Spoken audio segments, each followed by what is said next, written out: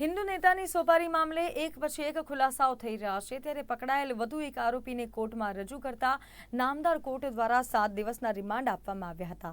આરોપી 1.5 વર્ષ પહેલા 10 પાકિસ્તાની યુવતીઓના સંપર્કમાં આવ્યો હતો, જે સતત સંપર્કમાં રહી તે યુવતીઓ સાથે ચેટિંગ કરતો હતો। એક યુવતી સાથે ચેટિંગ કરતા તેની સાથે પ્રેમ સંબંધ પણ બંધાઈ ગયો હતો।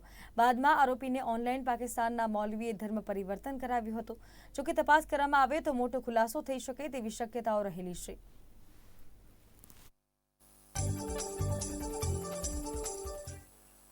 તારીખ 4-5-2024 રોજ મોહમ્મદ સોહેલ ઉર્ફે મૌલવી, જે કઠોરનો હતો, એને ક્રાઇમ બ્રાન્ચે અગાઉ ધરપકડ કરેલી।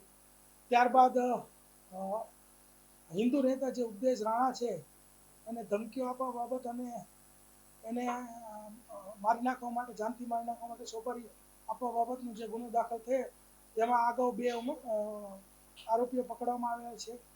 તે ઉપરાંત એક અશોક સુથાર કરીને, કે જેનું ઉર્ફે છે, નામ છે અબુ બકર, એને અત્યારે ઝડપી પાડવામાં આવ્યો છે બિકાનેર, રાજસ્થાનથી।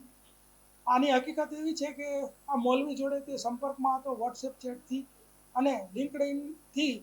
તે પાકિસ્તાનની કેટલીય છોકરીઓ સાથે ગ્રાફિક ડિઝાઇનિંગના કામમાં માટે સંપર્કમાં હતો અને એમાંથી ઇકરા રિયાઝ કરીને જે છોકરી હતી એની સાથે એને પ્રેમ સંબંધ બંધાયેલો અને એ પ્રેમ સંબંધની અંદર એને વાતચીતમાં ઇકરા રિયાઝે એવું કહેલું કે તારે મારી સાથે પ્રેમ સંબંધ રાખવો હોય તો તારે મુસ્લિમ ધર્મ વિશે જાણવું પડશે, મુસ્લિમ ધર્મ અંગીકાર કરવો પડશે।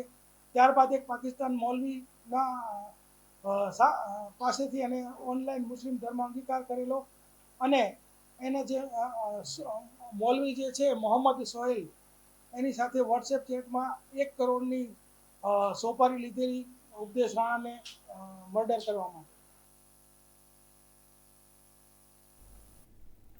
તો સમાચારોમાં હાલ બસ આટલું જ। વધુ સમાચારો માટે આપ જોતા રહો નિર્માણ ન્યૂઝ। નમસ્કાર।